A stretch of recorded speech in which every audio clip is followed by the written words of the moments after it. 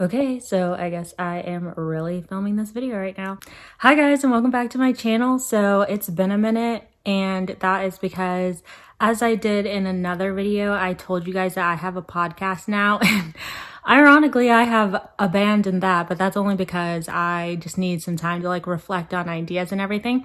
But I am coming on here because I have really been into theology lately and studying like what New Age Christianity is in comparison to Orthodox Christianity. And when I say Orthodox, I don't mean the denomination. I mean traditional and not deviating from scripture at all. So as the end times approach, we're going to be seeing more theologies and doctrines that do not align with the Word of God. And we're going to see a lot of people following that doctrine. And we're also going to see a lot of people who teach what we thought was sound doctrine deviate from that and start to teach these false doctrines. And people that I really like to watch are Elisa Childers, Mike Winger, Melissa Doherty, Doreen Virtue, and Alan Parr. And I started out my New Age Christianity research by watching Doreen Virtue and Melissa Doherty. And Doreen Virtue in particular likes to interview people who have left false churches like Elevation, Hillsong, who have come out from underneath false teachings of people like Joyce Meyer and people like that. But I have not seen this church that I used to go to talked about at all.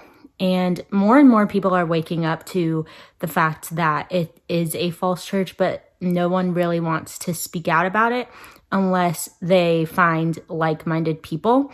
And I totally understand that, but that is not what I was created for. I was created to be the whistleblower.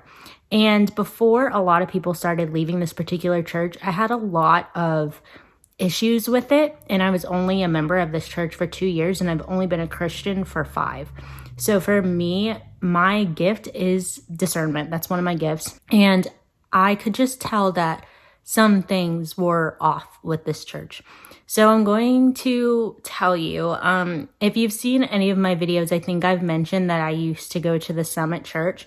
The Summit Church used to be Homestead Heights, and then their pastor became J.D. Greer, and they have 15 campuses all around the Triangle area and also in like Alamance County and things like that. It's what people would call a mega church. And since I was a new Christian, I had no idea what that was. I just knew that they had a lot of different campuses and things like that. People say certain things about mega churches that's not biblical, but I mean, if your pastor knows who you are, if they pour into you, and if they teach sound doctrine, then I don't necessarily think all mega churches are bad. I go to a really large church now. It doesn't have multiple sites, but the pastor teaches very sound doctrine. And to keep us accountable, we have small groups, and we have a leader in that small group that kind of shepherds us. So, and with and everything, things are getting really tough, and that also separated the wheat from the chaff and who was true and who was not. But anyway, so I started going to the Summit Church in 2018, I believe, and it was a dream. Like, I was obsessed with it at first, and I really loved it, and I really felt poured into, and I thought this was going to be my home forever.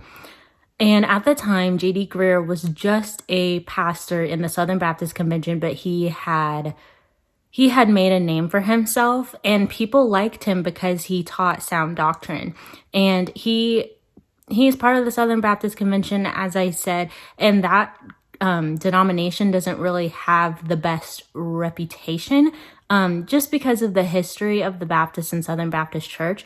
But for me, that was not a deterrent. I was just looking for sound doctrine. A couple weeks after I started going to the church, though, he became the president of the Southern Baptist Convention. And something inside of me told me, as soon as this title is attached to his name and he's like sworn in, the summit is going to go downhill. And it went downhill pretty quickly, in my opinion, but really opened the eyes, I think, of more people than would not have been awakened if it had never happened. So basically, when you are a member of the Summit Church, you are a representative of like Summit.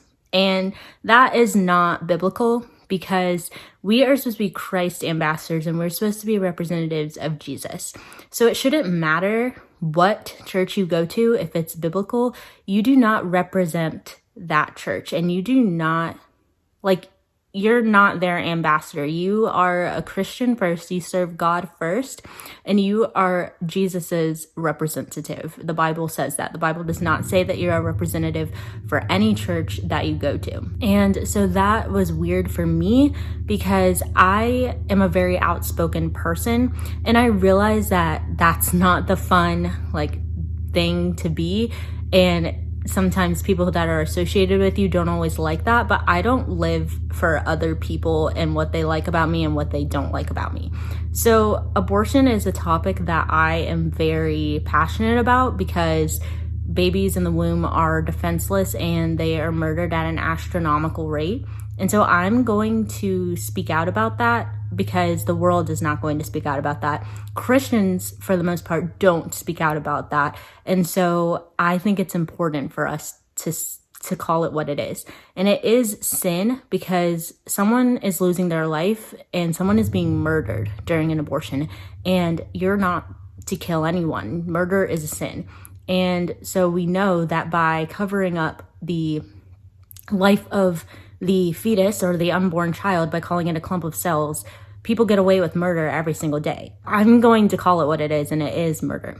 And I had a lot of backlash from that because I was told that I wasn't being graceful. I did all of this on social media, by the way, but I'm the same on and offline. I will tell you how it is no matter what platform it is or who I'm talking to in person or offline. And I got a lot of backlash from that, and I had people from my church commenting saying that I was not being graceful and that I just needed to show grace to those who have gotten an abortion or want to get an abortion. The terms grace and love have lost their meaning. When you love someone, you tell them the truth no matter what they think or no matter if they're going to hate you afterward or what. And the term grace is extended in the event that Jesus died for our sins and God's grace is imparted upon us because he was the sacrifice for us.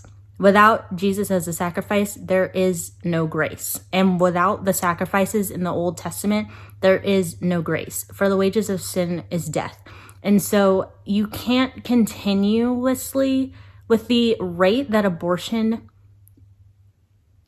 occurs in the United States and around the world, you can't continue to have this worldly version of grace because that just means not saying anything and not speaking up because it causes a rift.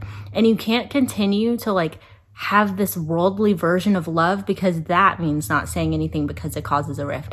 Love would be walking alongside the person who has had an abortion or who is planning to get an abortion. It is offering to help them take care of their baby once they have it, helping them find an adoption center, helping them find crisis pregnancy centers that will give them a discounted rate for all of the medical needs that go into having a baby. There's pregnancy crisis centers everywhere. And I go to an abortion clinic to pray sometimes for those who are having abortions and praying that they would change their minds.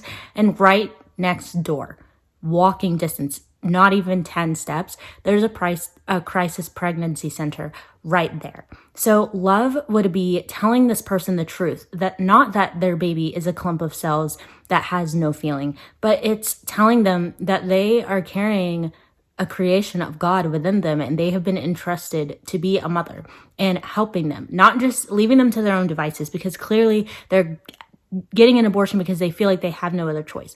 But love and grace is walking beside that person, and grace would be showing forgiveness or not judging someone for having an abortion, but the truth does not negate grace and love. And that's something that the church has really failed in the past few years, especially recently, in advocating because they want people to come to church. And that's going to lead into my next segment. The summit is more about seats filled than souls saved. They have 15 campuses and roughly 1,000 people at each campus. when they open a new campus, they have this initiative called First, where you give money to supply the needs for the new campus. Okay, we know that when you go to a new church, you need supplies for the kids, and you need all those things, right? But you don't need to continuously do these like cool initiatives, like who's your one? So you're supposed to pick one person that you want to share the gospel with, and you're supposed to basically pour into them. And it's almost like trickery and deceit. It's almost like a multi-level marketing scheme. It's just to bring this person and pour into them and hope that they come to know Jesus, and then they're supposed to get a person and do the same thing in the whole process. And it's evangelical in the fact that, yes, you're spreading the gospel, but I don't think that we should pinpoint just one person and like make them our mission, because you can miss so many other people that way. And it's also not genuine. And if I used to be an atheist, and if I knew that the person who was pouring into me and telling me about Jesus, I was their project, I probably would still be an atheist, because I'd be like, this is offensive. Like, you see me as this project with a timeline of when I'm supposed to come to Jesus. I'm never going to do that, and I'm going to rebel against that. And I did have someone that I considered my one, and I hate that I did that. I did it out of love, and the people who are doing it, like the members, the parishioners, they're doing it out of love. But the church and the pastor, they are leaders. They've been to seminary and they study theology, and they're our leaders, and they have more credibility than people who just attend the church. There's a big responsibility on religious teachers. And so having this disingenuous project is more hurtful to the church and more hurtful to spreading the gospel than I think people realize. Because once people find out they're a project, they're going to reject that, and they're not going to like that at all. Next is the fact that I found that when I spoke out about my opinions, it was seen as divisive. But then I learned something about the summit that really shook me to my core. I worked in the children's ministry, and kids are just so important. Like, we need to protect our children more than anybody in this entire world. Like, children are just, the Bible references children so much. They're defenseless. Their brains are malleable. They are innocent. And I really just love kids, and I cherish them, and I want to protect them at all costs. And I really do not have patience for people who do things to hurt children. And I think that the church, we all sin, don't get me wrong, but the church needs to be firm on crimes against children. So if I am an image bearer of the summit, and my opinions on abortion and my political opinions are a representation of the summit, then crimes against children need to be taken just as highly. And that person who commits crimes against children needs to be regarded the same way that I was in spreading my political and religious opinions on social media. So it was made aware to me that there was someone in the church who had 13 counts of child, and he was arrested for 1 year and brought back, and he was released from prison, and he was brought back to the church. Only the one campus, like, this person did not frequent other campuses, but members were not made aware of this. Parents were not made aware of this. Many people still do not know about this to this day. And this person, when the church was open, was able to walk around and be around children, not working with them, but children go to church with their parents, be around children, unsupervised. I never saw this person with a supervisor, because that's what's supposed to happen. They were walking around, just able to have access to children. And that is not a problem, and that is not something that needs to be made aware of. But people who have strong opinions are crucified, basically, because we are image bearers of the summit. No one wants to find out that the place that they entrust their children to has a in it. So we were never made aware. I was a covenant member of this church, and we were never made aware that this person was brought back. They only asked a select few members, and there was no rhyme or reason to it. I know someone who was only a member for a month who got asked to come to this meeting to vote for the person to come back in. But to this day, there are people who've probably been tithing and been members of this church for 15 or 20 years who have no idea that this person committed that crime, or even that they still get to walk around freely in the church. And we have to treat all sins equally or not at all. All sin just means without. And so sinners, we are without, people without God. And so we have to take into account all sins as seriously as each other, or we just can't regard them at all. And that's not the only instance of or someone who supports in the Summit Church. There was a pastor of another church who was given a cell phone with child on it, and this pastor lost the cell phone. So the case pending against the person who had the cell phone with the child on it, it can't happen because there's no evidence anymore because this person lost it. And the leadership of the Summit thought that this person would be a wonderful addition to the Summit Church and decided to hire this person. So that shows me that they don't take the care of children very seriously, but they care more about the image that's portrayed online via people's strong opinions. If I was saying, get an abortion all you want, I guess that would be fine. But for me to tell the truth, because it deters people from actually coming to the Summit. Seekers, there's no such thing as a seeker, by the way. God moves within you to come to him, or he doesn't. Like, it says that he's chosen those, he's predestined and all of that stuff. So no one, not even the kindest, sweetest, most glittery Christian you know, is seeking God willingly. He has to, in the most like juvenile way, tap on you and like select you to follow him. It's not in our human sinful nature to seek a God that has judgment and wrath and wants you to live your best life in the way that he designed you to live it, because we're all about ourselves and loving ourselves and promoting ourselves and just cutting people off who have any sort of like correction for us, because we're supposed to do you. So it's not in human nature to seek after a just, loving, and correcting God.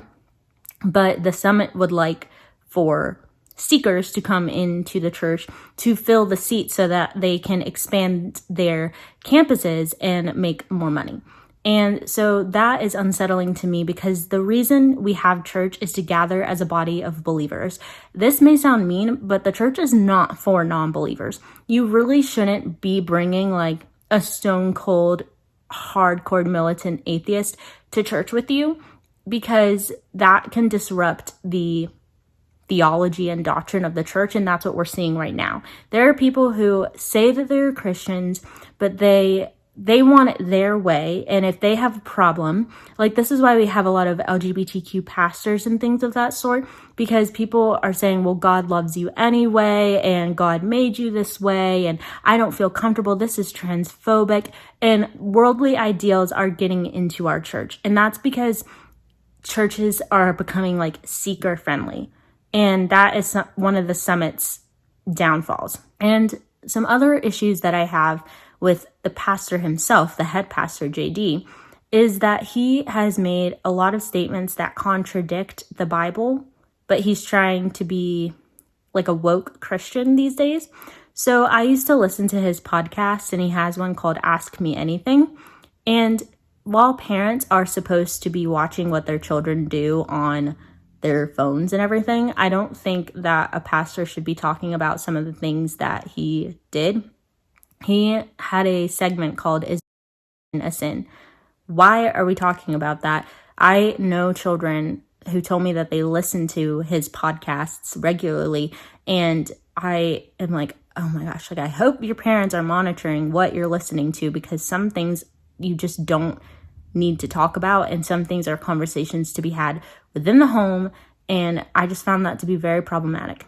Another segment that he had was on transgenderism, and he basically said that Christian hospitality is calling a transgender by the name that they want to be called. While that sounds sweet and lovely and warm and fuzzy, if you had an alcoholic come to the church and go to the first time guests center, and it was set up like a bar, and they said, I'm an alcoholic, I really would like a margarita.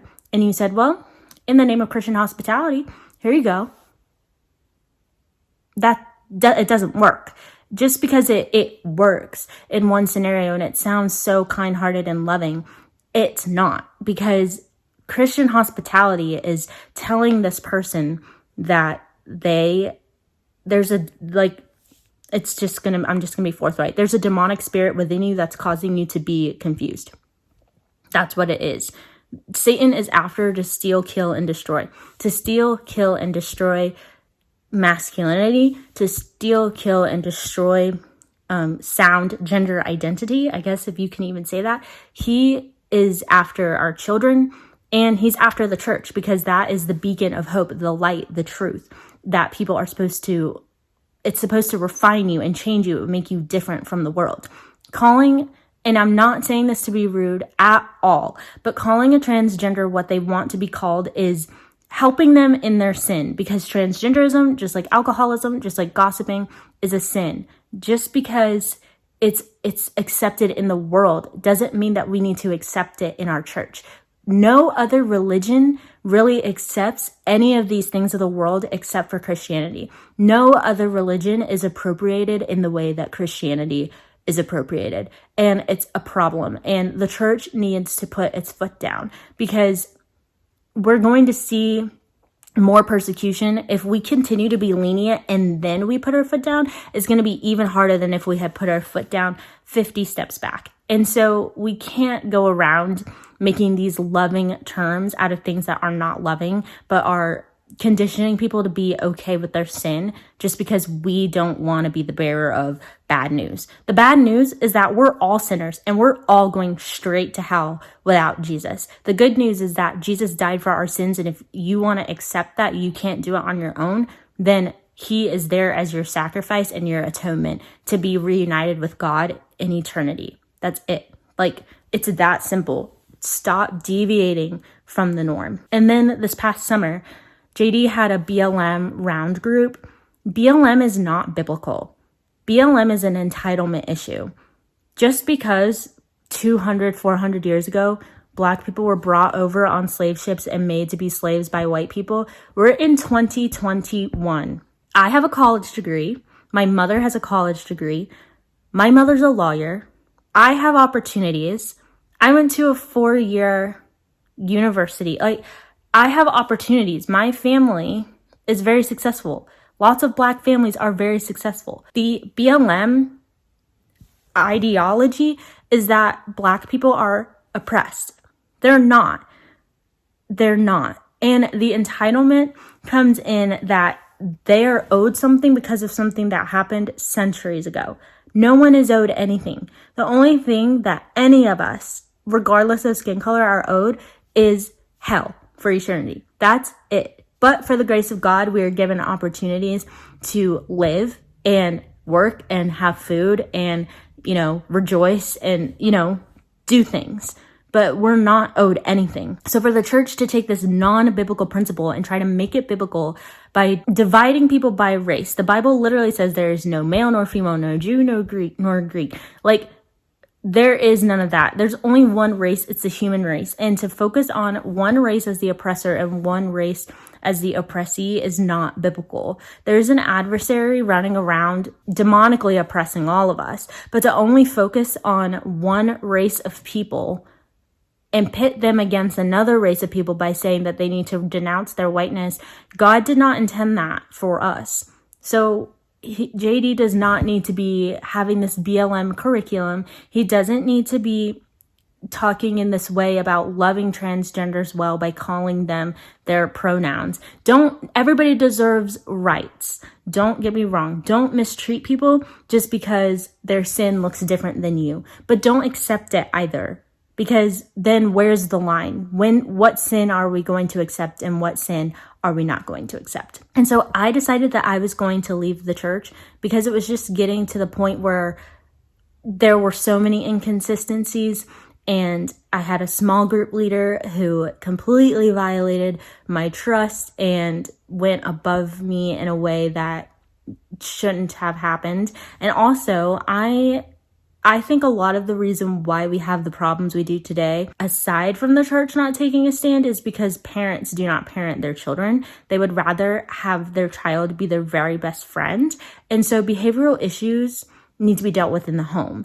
I was a childcare provider for a really long time throughout my life, and it's very hard to discipline children these days because when you do, the parent gets mad at you. Well, the reason why your child needs to be disciplined by me is because you're not doing it. And if you're not supporting me and disciplining your child so that they can be functional adults in society, that's a problem. And so I'm going to be forthright about that because that affects my job and my ability to care for other children when I can't discipline them and teach them in the way that they should go. That's a responsibility of an adult.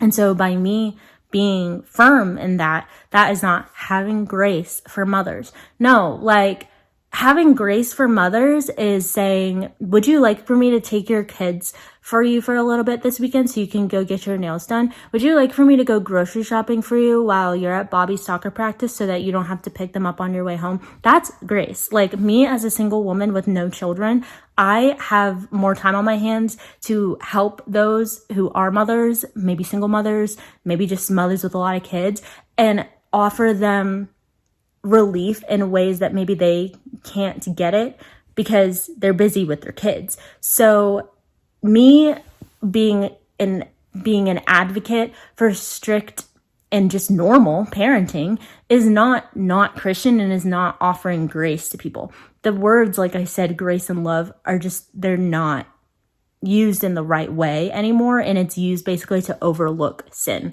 And that's very detrimental to the church. And that's why we have a lot of issues that we have today.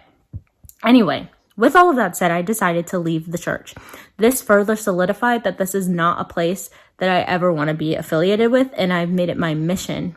And now by making this video, I'm making it my mission to tell people to not go to this church because it is a false church. Maybe it was true somewhere along the way, but I will be forthright and say it. I don't care who likes it. I don't care who doesn't like it. J.D. Greer is a false pastor and the Summit Church is a false church. You can be a true Christian in this church, but you need to find your way out if you want to get sound doctrine because you won't be finding it at the Summit Church.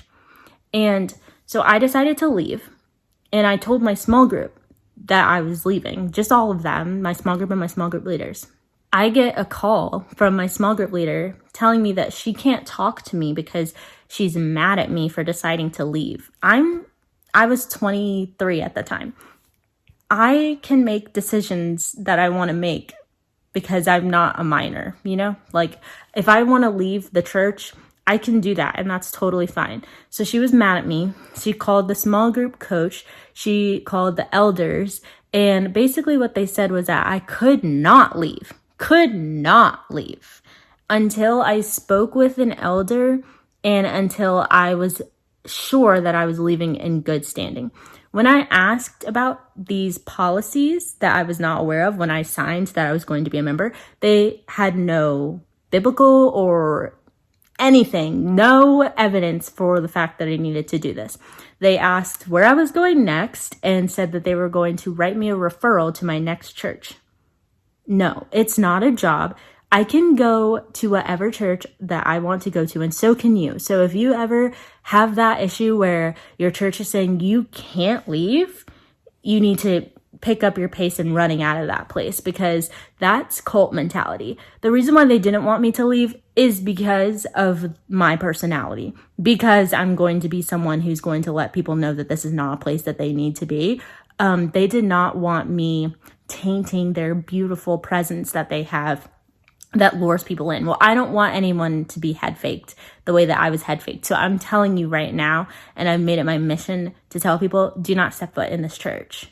So after I was told about the elder, like having to speak to the elder, I was told that was in the Bible. It's not. Elders are just officials of the church, but they don't have anything to do with your membership. Church membership and all of that stuff is like westernized. They don't have that in other countries. Like, you don't sign your life over. Like, no, it's not a thing. And churches were like people groups in the Bible. There's no like summit church in the Bible. You know what I mean? So none of that was even true. And when I asked, what is good standing? What does that mean? How can I be sure that I'm leaving a good standing? They said they had no idea. They said they didn't know. So they were threatening me and trying to keep me there and trying to keep me quiet, but they had no biblical or any sort of evidence for why I couldn't leave the church. So I just stopped talking to them. They said I need to talk to this person, this person, this person before I could leave. None of that. I just left. And I'm still like on their roll because they haven't taken me off yet, but I don't give a dime to that church anymore. And I have not gone to that church since we shut down for. And lastly, I have just been keeping like tabs on the summit and a couple of things that I said before with the transgenderism and things like that came, I think, after I left the church. But one thing that came out was that J.D. Greer said that you can believe in creationism and evolution and be a Christian. You can't. Creationism explicitly states that God created a man from the dust and then created a woman from the rib of the man. Evolution says that we came from monkeys. While God, and I know people are going to be like, no, we didn't come from monkeys. We came from I know. I'm just speaking plainly here. While God created animals and then humans, we didn't come from animals. That makes us less special. Like, that makes us less treasured. We're the only species that God created that has the ability to have salvation. And if we were created through another species, through evolution, it just doesn't add up with the story. You can't be created from dust and an animal. So no, you can't believe in evolution and creationism. Also, the earth was created by God. It wasn't created because the universe decided to sneeze and create this like intricate world. Even when I was an atheist, I had no idea how the earth came to be because I didn't believe anybody created it, but I didn't know where the earth came from. But there's no way that we can believe that we have a divine creator who just randomly created this perfect, seamless world for us where everything works, where everything just goes together and just flows so perfectly. God is a God of order. He doesn't work in chaos. He can work through chaos, but he's not a chaotic God. And so the Big Bang Theory is too random to be something of God. So no, you can't believe in creationism and evolution. And that's another ploy that he's using to get seekers to come into the church. Lastly, a couple weeks ago, I was out to lunch and I was just talking about the summit. And someone I know said that they do their homeschooling there at one of the campuses and they give out. So it's shocking to me that my discernment was correct so long ago. A year ago, I was like, peace, like I need to get out of here. But it was right. And the next step that this church, I think, is going to be giving out is the mark of the beast. They're giving out, I know this is a taboo subject about and everything, but I'm very against this particular, if any at all. And for a church that's gone just so worldly in a matter of 2 years, and especially in these past few months, to be giving out, I just like beg any of you, if you still go to this church, to please wake up. It's okay to question authority too. And it's okay to take a break and visit other churches. Honestly, if you feel like And I'm not saying the pastor convicted me today, so I'm leaving. No, conviction is a good thing. My new pastor is amazing, so convicting. I leave there convicted every weekend. And conviction doesn't feel good. It's not supposed to feel good because it's a changing and growing, experience. So if you're not feeling convicted at your church, that's probably a sign that you should leave, because it's not gonna become convicting all of a sudden. And churches that focus a lot on image are not focused on Jesus. I'm remembering something now. I was in the choir, and this really didn't sit well with me, because if we're supposed to serve, then we should be serving in all capacities. I was in the choir, and I saw that there was a sign language interpreter at the very front. Well, we didn't have like auditorium style seating at this particular church. Every chair was like on the same level. And so if you're sitting 5, 6, 8 rows back, you may not ever know or see that there's a sign language interpreter in the front, because she's also sitting on the ground level. And I made a suggestion that we put the sign language interpreter on the stage to do the worship with the people who were singing, because I think that'd be so that would just be so beautiful. Like, heaven is going to have sign language too. Like, heaven is going to be, I think, like, God speaks to us in all languages. So, like, the Bible should be written in all languages, and it should be signed in all languages so that everybody can understand it, right? Well, you're missing something if you can't hear. Like, if you can't hear what's being said, you're missing the message. You're missing, like, your experience is not to its full, like, capacity. And so if I was hearing impaired, I would want to know that there were options for me to be able to hear better. And it was almost like it was shameful for them to put up the sign language interpreter on the stage, because that meant that the summit wasn't perfect anymore. Who cares? Who cares? I think it would have been such a testament to a lot of people if Summit had humbled themselves and put the sign language interpreter on the stage. And that's just something I asked so many times. Like, the choir only sang once a month, but every month I was like, can we please put the sign language interpreter up there? And they're like, no, we don't have enough room on the stage. The stage was pretty big. They had enough room. They just didn't want to do it. So that's my spiel.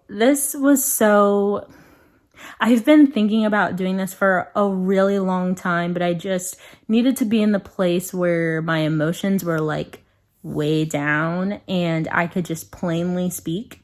But I'm very, very passionate about sound doctrine and the truth and true churches, true pastors, true teachers.